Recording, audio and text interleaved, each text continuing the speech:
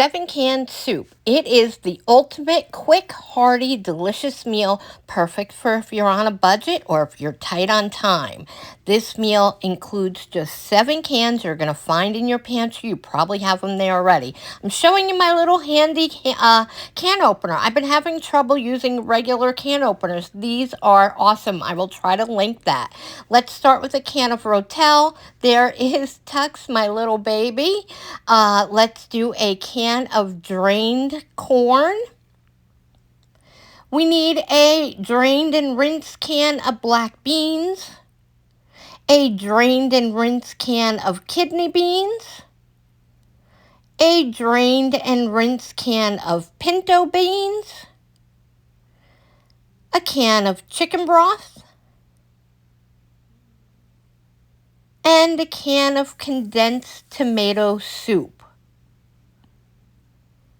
Give that a good mix to mix that all together, and then get your heat going. We want to simmer this on medium, but I did want to bring mine up to a nice quick boil and let it boil for a few minutes. I really want those flavors to meld together because we're only going to cook this for 10 to 15 minutes and it will be ready. So I got mine boiling there, kept it on a simmer for that 10 to 15 minutes, stirring it as you're going along. And before you know it, it is time to eat. So here we go. Let's get this plated up.